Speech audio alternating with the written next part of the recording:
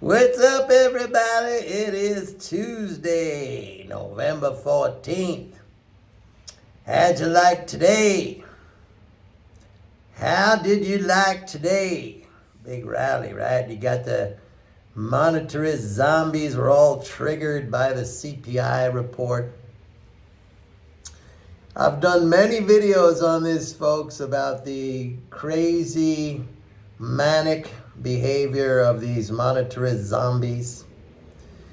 And I think it should be very apparent to you guys right now that this is not a way to invest and try to build wealth in the stock market or in any markets for that matter. It's a psychosis, it's a mental illness. You know, I've termed it that so many times in the past. If you think about the circumstances right now that these people, most of them were short or out of the market for the last, like 20 months or so on the Fed rate hikes. And all along, if you've been following this channel, I said that initially, I said that the rate hikes would have a negative effect, but you would reach an inflection point. I use that term. You would reach an inflection point where the interest income transfers to the economy would exceed or would offset the negative impact of the higher rates. Okay, that cash flow discounting that you get, that negative effect from higher rates. And I gave you the exact date. I pointed it out. It was in October 2022. I think I was within 1 or 2 days of the exact turning point of the bottom, and I called the bottom. Okay? And I'm not here. I've never come here to pat myself on the back. I come here to teach. I come here to educate. I come here to clarify. And that's exactly what I'm trying to do with you guys right now. So, today, you can kind of describe today's.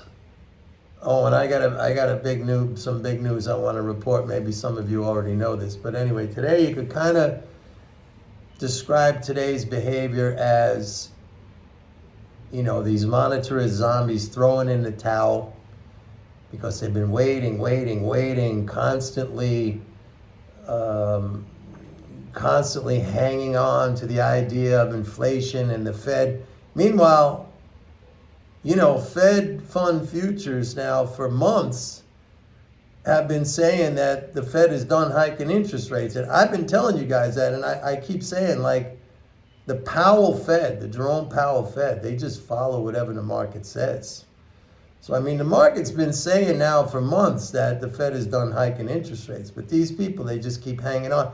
And remember last week was funny because the week before last week, when we had the Fed meeting and Powell's comments at that press conference were not that hawkish. Remember, people, his tone is better. He's got, he's not that hawkish. Then they got really, really bullish, right? And we had a big rally. And then and then the last week, he made a little comment about, maybe rates are not high enough. And they started to sell again. And again, every single time, if you go against them, because why does that work? That works because if you go against ignorance, if you go against misunderstanding, if you go against some kind of embedded dogma that has it all wrong, some mythology that has it all wrong, as long as your game is good, as long as you can hang in there, your mental game is good, you're going to make money when you bet against ignorance. That's just the way it is. That's just how the universe works. Anyway, I was going to tell you some big news. Guess who covered his short position today?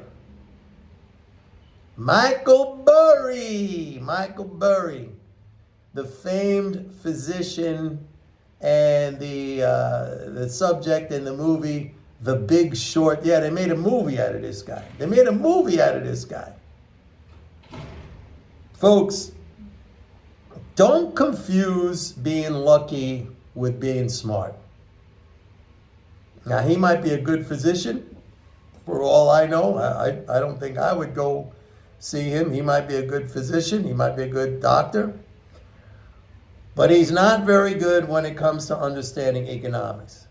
And he went short, I don't know when it was, back in May or something like that of this year. And the media made a big thing of it, the financial media. Oh, Michael Burry, the guy who was the big short.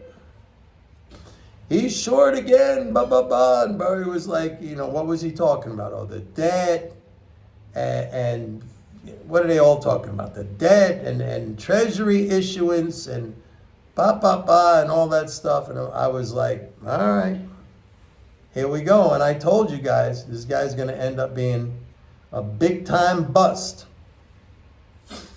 And today, he threw in the towel. But he's not giving up completely because from what I understand, the article said he has a new short position in semiconductors. And that's gonna go up in flames too, unless he knows some inside information that China is gonna invade Taiwan. And that's not gonna happen because at the APEC meeting, which I think Biden is going to, the Chinese president, Xi wants to talk, get cozy again with the United States.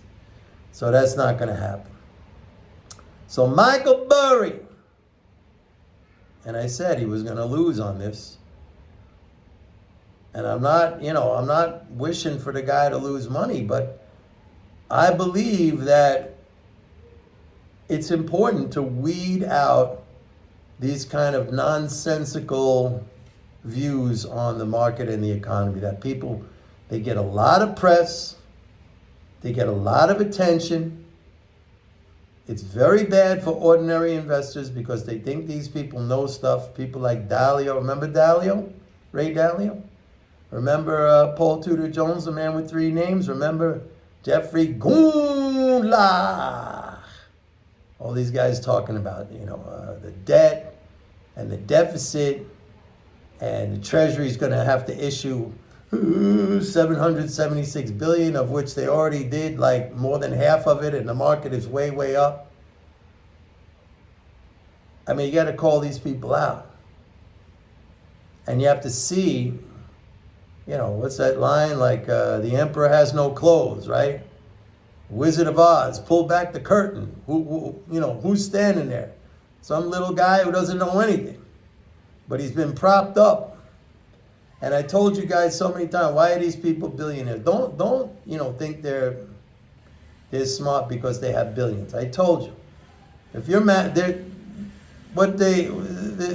skill they have is getting people to give them money to manage. But I mean, if you're managing, I think in the case of Dalio, his hedge fund had like 150 billion. It was the biggest. And he gets a 2 and 20%, fee. 2% automatically every year, no matter what. If he loses, 2% on 150 billion is 3 billion right there. He's a billionaire from day one. And PTJ, Paul Tudor Jones, he doesn't manage 150 billion, but let's say 15, 20 billion. In a couple of years, these guys just offered a 2% management fee, they're billionaires. So don't think there's something special because they're not. So where do we go from here? Today, look, I said that there's going to come a time, not even there's going to come a time, let me rephrase that. I said that we are now at the point where the monetarist zombies know that the jig is up. The Fed's not raising rates anymore. And they're all starting to throw in the towel. And the last 20 months of extreme bearish sentiment is going to invert into, I don't know if it's going to be 20 months, but it's going to be a significant amount of time of extreme bullish sentiment. They're going to be buying like crazy. FOMO, fear of missing out, short covering. The whole thing's going to swing to the opposite extreme. So be prepared for that. And yesterday, like I was saying, because yesterday I made a video and maybe some of you were disappointed or whatever, I don't know, because I don't give you every single day, that's what's going to happen, this is going to happen, this is going to... I said sometimes you got to step back and you got to look at the big picture. You know, that's your chart. That tells you if you're lost in the woods, but you know civilization is in the direction going west. As long as you go west, there might be, squiggles along the way, or you gotta traipse through the forest in this way and then that way and then cut back and switch back. As long as you're heading west in the big picture, you're gonna get to civilization. So yesterday I said, if there comes a time, and there will always come a time where sometimes you're confused or you don't know exactly today what was the reason for this, or, step back. Remember the big picture. And I said, what did I say? I said, very large fiscal support, 2 trillion or so annual deficits. I mean, you can't go wrong with that. All right? That's your chart. That shows you where to go. That's your compass. All right? That's your GPS. All right? It might look like I'm getting lost. I don't know where the trail is. Okay? It looked like it was going this way. Now it's going this way. Now it's going that way. Get the compass out. Got to go west. As long as I continue to go west. Might be little deviations here and there. I got to get around some scrub, some brush, some obstacles. But I'm going to head west because I know that's the way I got to go. Same thing here. Step out sometimes. Don't try to assign every single day some meaning to something. I mean, today we know what happened. We know it was a reaction by the monetarist zombies. They saw, CPI. With the CPI, you should have known it was getting better. All the metrics that go into the CPI were coming down except maybe a couple of things. And it had to get better because the main reason for inflation was the pandemic and the shutdown of the global supply chain. And then that was exacerbated by the sanctions that Biden put on like Russian energy and stuff like that. That's still in place. And by the way, I think oil is very bullish. I mean, I've just been seeing oil producers aggressively buying futures over the last, they've been net long for a while now, but as this price dropped down to like 77, 76, they've been aggressively buying futures, all right? So that, keep that in mind, folks. Follow the compass. If you ever get confused, like, why did this happen today? By the way, let me add one more thing. Powell is probably not done with the hawkish rhetoric. Like, he wants to really discipline market expectations when it comes to inflation. So, and this would be great. I mean, you should hope for this, just like it happened last week when he made those hawkish comments, and these fools, these idiots, they sold, but that's good for us. And if he comes out tomorrow or whenever, again with the hawkish comments, because that's what he's trying to do, and that's what the Fed is trying to do. They're trying to discipline expectations. Just because the CPI was, down today or benign or whatever, the Fed is not gonna lighten up because they want to really pound it home that, they're doing the job to kill inflation, even though, look, let's be honest, inflation would have been a lot lower, a lot sooner if they just stopped raising interest rates. Because as I've said a million bazillion times, the cost of credit is reflected in the cost of all goods and services. Everybody knows that. You know that. I know that. Look at your credit card statement. Look at your finance. Look at your mortgages if you have an adjustable rate. I mean, the cost of credit, when you raise the interest rate, it raises the general price level. This is something that mainstream economics never seems to understand. I mean, if rate hikes were the answer to squashing inflation, there'd be zero inflation in Argentina. There'd be zero inflation in Turkey. I mean, we've been all through these examples. And conversely, Japan, which has the Bank of Japan, which has kept rates negative throughout this whole entire deal, that should be hyperinflation, right? But it's not. It's the opposite. It's very low inflation, considering the fact that Japan is a 100% net energy importer. Think about that. I'm sure you guys know this better than anyone on the FOMC or any other major central bank for that matter.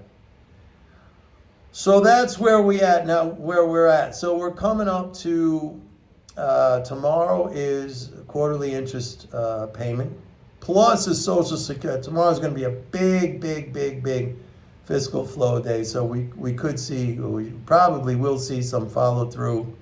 See, I hate giving you these daily because then you become like addicted to what's going to happen tomorrow? What's going to happen to the next day? No, you should be thinking, what's going to happen in 3 months, in 6 months, in 9 months, in 2 years?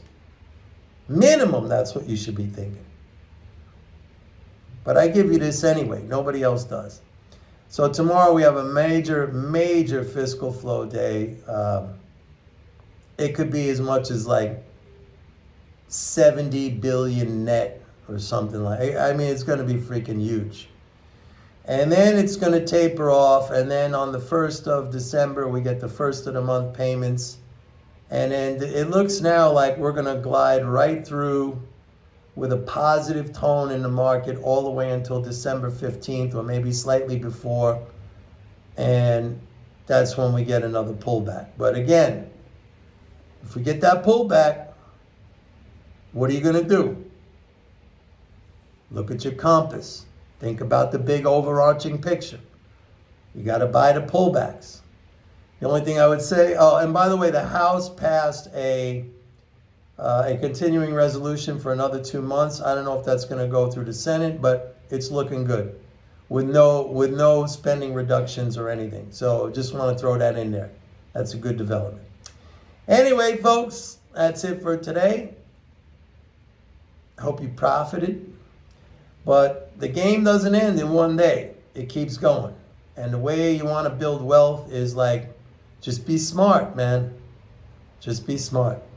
Now, on that note, go to my website. Sign up for a 30-day free trial of MMT Trader. Go ahead, do it now. See you tomorrow. Bye.